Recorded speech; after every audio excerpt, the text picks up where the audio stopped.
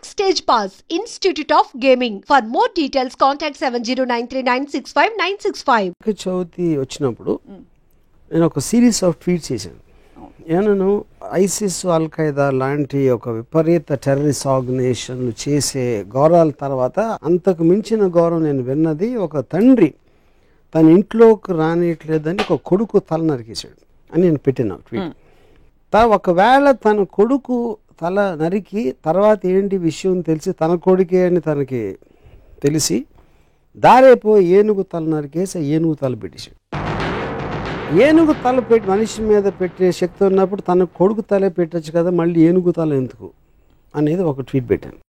నాకు గణపతి కథ అలా చెప్పారు. ఫస్ట్ శివుడు అనే దేవుడికి తన కొడుకు తనే తెలియదా ఒకటి, అది పక్కన పెడదాం. ఒక చిన్న పిల్లడు లోపలికి రావద్దు అన్నాడు, తను అటాక్ కూడా చేయలేదు. నన్ను రావద్దు అంటావురా అని తల నరికేస్తే నాకు తెలిసి తాలిబాన్ కూడా చేయలేదు, కానీ మన దేవుడు చేశారు.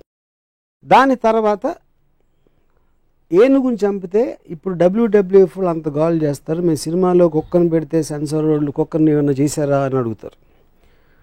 ఏమి అన్నం పోయిన తెలియదు ఏనుగుని చంపేసి దాని తలను పెట్టారు. ఆ తల ఎందుకు పెట్టలేదు అదో క్వశ్చన్.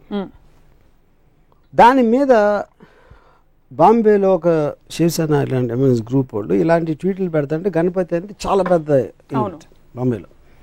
అంటే దాంట్లో ఒక లీడరు ఇప్పుడు మనం గొడవ చేస్తే దీని గురించి దాంట్లో లాజిక్ అంతా బయటికి అవుతారో తనకే పబ్లిసిటీ వస్తుంది వదిలేయండి అని చెప్పాడు. సో నా పాయింట్ ఏంటంటే అది ఇప్పుడు మనం బ్లైండ్గా ఫాలో అవ్వటానికి ఒక దేవుడికి ఉన్న క్వాలిటీస్, ఆ దేవుడికి ఉన్న ఆ పర్టిక్యులర్ పురాణ పురుషుడికి ఉన్న క్వాలిటీస్ అనేది మనకు చాలా ఇంపార్టెంట్ స్టడీ చేయడం. నేను బ్లాటెంట్గా ఇలాంటి ఆస్పెక్ట్స్ ఉన్నప్పుడు దాన్ని క్వశ్చన్ చేయకుండా కేవలం దేవుడు చేశాడు కాబట్టి వదిలేసాం, తాలిబాన్ చేస్తే అల్ ఖైదా చేస్తే వాళ్ళని రాక్షసులు అంటాం. ఇది ఒక ఎగ్జాంపుల్. రెండో ఎగ్జాంపుల్, రాముడు వనవాసానికి వెళ్ళిపోయాడు, సీతమ్మ లక్ష్మణుడు ముగ్గురు వెళ్ళిపోయారు. 14 సంవత్సరాలకి సరిపడా వాళ్ళకి బట్టలు ఆభరణాలు ఇచ్చారు. అవి ఎవరు మోసారని ఒక ట్వీట్ పెట్టారు. రాముడు మోసుడు, సీత మోయదు అంటే లక్ష్మణుడు మోసాడా? ఒకవేళ ఇవ్వకపోతే అవే బట్టలతో 14 సంవత్సరాలు ఉన్నారా? లేకపోతే అడవిలో వేరే బట్టలు ఎక్కడ కొనుక్కున్నారు? లేకపోతే ఆకులను కట్టుకున్నారు? ఇలాంటివి ట్వీట్ చేశారు. అదేంటి నాకు కించపరచడం కాదు, దాని గురించి జోక్ చేయడం కాదు. ఇలాంటి ఫండమెంటల్ ఎలిమెంట్స్ గురించి నేను సినిమా తీస్తే 1,00,000 రకాల రివ్యూలు రాస్తారు. రామాయణ మహాభారతంలో నేను తీసే అతి చెత్త సినిమాలు కానీ ఎక్కువ లొసుగులు ఉన్నాయని నా ఫీలింగ్.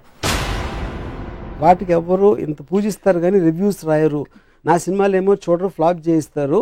ఆ జలసీ తోటి నా మనసులోంచి వచ్చిన ఒక ఆక్రోషం నుంచి ఆ ట్వీట్స్ వచ్చాయి. ఇక్కడ కార్ ఆన్ చేస్తే అక్కడ డోర్ తీస్తారు, మధ్యలో కార్ ఆగిపోయిందా, పెట్రోల్ పోయించాడా, ఈ డీటెయిల్స్ అని మీరు చూపించారు కదా మీ సినిమాలో.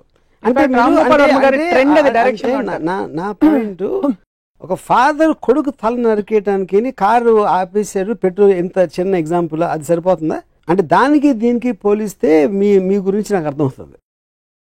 ఈ పోలిక కరెక్ట్ అని అనుకుంటే సివియారిటీ ఆఫ్ ద థింగ్ అది కాదు. ఇక్కడ లాజికల్ కార్లు పెట్రోల్ ఉందా లేకుండా వెళ్ళిందా అనేది దాని వలన ఏమి మీకు మారల్ ఆస్పెక్ట్ అనేది ఏమి రాదు. మీకు ఒక స్టోరీలో ఒక లాజిక్ అది. ఇక్కడ it is destroying the fundamentals of God. That is okay. I'm talking about రాముడు బట్టలు మోసాడా, వాళ్ళు ఇస్త్రీ చేసుకున్నారా, గంజి పెట్టి ఇస్త్రీ చేస్తారా, లేకపోతే వాటి ఆ క్వశ్చన్స్ కి ఆన్సర్ గా ఇది కథలో ఓకే. అప్పుడు okay, so okay, I agree, you're right, I'm wrong. So ఇంకో ఎగ్జాంపుల్ ఇస్తాను. కైకేయి పాతకి రాముడిని అడిగి పంపించేస్తుంది, రాముడిని అడిగి భరతుడికి పట్టాభిషేకం. కైకేయి ఎందుకు చేసింది? రాముడు కన్నా తన కొడుకు అంటే ఎక్కువ ఇష్టం భరతుడు, తన భరతుడికే రావాలని ప్రతి తల్లికి ఉంటుంది. మాట ఇచ్చింది ఎవరు? దశరథుడు. నువ్వు ఏం చేస్తే చేస్తాను. ఎందుకు? ఆ పర్టిక్యులర్ టైంలో ఎమోషన్లో ఏదో ఒక టైంలో తను ఇచ్చాడు మాట. ఆ మాట ఇప్పుడు నాకు చేయాలి. రాముడే కావాలి. రాముడే ఎందుకు కావాలని నాకు బ్రాహ్మణంలో ఎక్కడ లేదు. ప్రజలకి ఏం చేస్తే రాముడే కావాలన్నాడు నాకు ఇంతవరకు అర్థం కాలేదు. ఓకే, రాముడు మంచోడు, take it for granted. Author Valmiki చెప్పాడు కాబట్టి నేను తీసుకుంటున్నాను. నెక్స్ట్ కట్ ఏంటి?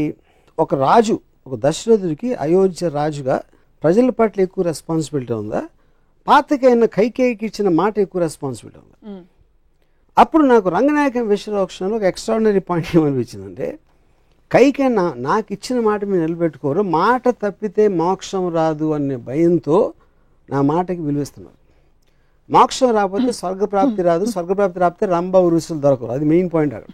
ఒకవేళ తన పర్సనల్ హ్యాపీనెస్ మోక్షం రావాలి, స్వర్గం అలా నాది వచ్చేస్తే అయోధ్య ఏమైపోయినా నాకు పర్లేదంటే, అప్పుడు మనకు ఉన్న పొలిటికల్ లీడర్స్ స్విస్ బ్యాంక్లో నా డబ్బు ఉంటే చాలు, దేశం ఏమైపోయినా పర్లేదంటే దానికి దీనికి ఏంటి అసలు difference? Absolute no difference. So ఇది మోర్ రిలవెంట్ పాయింట్. ఇందాక ఇచ్చిన బట్టల పాయింట్ పక్కన పెట్టి ఈ పాయింట్ పెడుతున్నాయి ఇప్పుడు. ఇవన్నీ సింబాలిక్ గా ఎందుకు చూడరు మీరు? ఏంటి సింబాలిక్? ఫేస్ వాల్యూ తీసుకోకుండా. ఫేస్ వాల్యూ ఎట్లా తీసుకుంటాం? దేవుళ్ళని కూడా ఫేస్ వాల్యూ తీసుకుంటే ఇప్పుడు సినిమాలని ఒక కేవలం వినోదం కోసం ఒక వారం వచ్చి 2 వారం వెళ్ళిపోయి సినిమాకి మీరు అంత సీరియస్గా తీసుకుని దాన్ని విశ్లేషిస్తూ ఉంటే, మొత్తం మారల్ వాల్యూస్ నిలబెట్టే పురాణాలని ఇష్యూలు సీరియస్గా తీసుకుంటే ఎట్లా ఉంటుంది? సో తత్ఫలితంగా పురాణాలు కేవలం తలాతోకలేని ఇంట్రెస్టింగ్ కథలు ఆప్షనే అదా, లేకపోతే పురాణాలు సమాజ విరుద్ధంగా జరిగే అనేక అంశాలని మనం జస్టిఫై చేస్తున్నాం కాబట్టి పురాణాల్లోనే ఎక్కువ క్రైమ్స్ జరుగుతాయి. మన మామూలు మీరు రేపు పొద్దున ఈనాడు లేకపోతే ఇలాంటి టీవీల్లో చూసే కన్నా ఎక్కువ క్రైమ్స్ నాకు తెలిసి పురాణాలు జరుగుతాయి. అబ్సల్యూట్లీ లేనిది. అది ఉండాలా ఉండకూడదా క్వశ్చన్ కాదు, పాయింట్ అది కాదు. అంత పూజ నుంచి అంటే అది మన మెంటల్ స్టేట్ని రిఫ్లెక్ట్ చేస్తుంది. పురాణాలని సీరియస్గా తీసుకునేవాళ్ళు అది యాక్చువల్లీ అతని మెంటల్ స్టేట్ రిఫ్లెక్షన్ అది. సో దాని మీద అబ్జర్వేషన్ చెప్తున్నాను అంతే. రంగనాయకమ్మ గారి విశ్లేషణల ప్రభావమా ఇది? మీరు నేరుగా చదివి రంగనాయకమ్మ విశ్లేషణ క్వశ్చన్. రంగనాయకమ్మ ఒక థాట్, ఐన్ ర్యాండ్ అనేది ఒక థాట్. వాళ్ళు ఇచ్చినట్టు తీసుకోకుండా దాన్ని ప్రశ్నించి దాని గురించి ఆలోచించి చేసిన ఒక విశ్లేషణ, ఒక ఆబ్జెక్టివిస్టిక్ అండర్స్టాండింగ్. మొత్తం ప్రపంచంలో ఎవరిదైనా వెళ్ళేది మీరు ఇచ్చింది తీసుకోకుండా దాని వెనకాల ఉంది, ముందే ఉంది, దాని రీజన్స్ ఏంటి అనేది తెలుసుకుని చేయటం అనేది ప్రోగ్రెస్కి అవసరం. సో ఓవరాల్గా ఈ క్యారెక్టర్స్, ఈ ఎపిసోడ్స్ ఏవైతే మనం ప్రస్తుత సమాజంలో అర్థం చేసుకోలేనివి, ఫర్ ఎగ్జాంపుల్ బిగమి, 2 భార్యలు ఉండే దేవుళ్ళు కావచ్చు, వీటన్నిటి వల్ల ఈ పురాణాలు చదవకూడదంటారా మీరు? లేకపోతే చదివినా ప్రశ్నించండి అని అడుగుతున్నారు కదా. ఇప్పుడు దానికి ఒక గాడ్లీనెస్ ఇవ్వటం కరెక్ట్ కాదన్న. లుక్అప్ చేసి ఇలాగా ఒక గౌరవంతో చూడటం. మీరు ఏదో ఒక ఫోక్లోర్ కథలాగా విన్నారా, లేకపోతే చందమామలో కథ వచ్చిందా అనేది వేరు. మీకు మారల్ సింబల్స్ కింద ఉన్న పురాణ పురుషులు వెనకాల కథలు ఇవా అన్నప్పుడు ఏ మారల్ దాంట్లోంచి తీసుకుంటారు? ఉదాహరణకు అది రాముడు మంచివాడు. ఎక్కువ ఎందుకు మంచివాడు ఎంతవరకు అర్థం కాలే. రాముడు ఇప్పుడు శూర్పణఖ అని ఒక స్త్రీ తను కోరి వచ్చింది, ముక్కు కోసేది. అది అంటే అందవికారం అంటే అంతకుముందు అందంగా ఉండాలి కదా, ముక్కు కోస్తే ఏమవుతుంది? లేకపోతే అంతకుముందే అందవికారంగా ఉంటే ముక్కు కోసిన మాత్రం మళ్ళీ ఇంకా పెరగదు వికారం. సో మనం ఈవ్టీజ్ చేస్తున్నాం, ఒక అమ్మాయిని ఇలా అంటున్నాం అంటే మన సమాజంలో ఇప్పుడు ప్రాస్టిట్యూట్స్ని కూడా లా ప్రకారం గౌరవంగా చూడాలి, మనం కించపరిచి చూడకూడదు. ఎందుకంటే వాళ్ళు ఎందుకు అయ్యారో ఆ కారణాలు ఏదో రకరకాలు ఉంటాయి.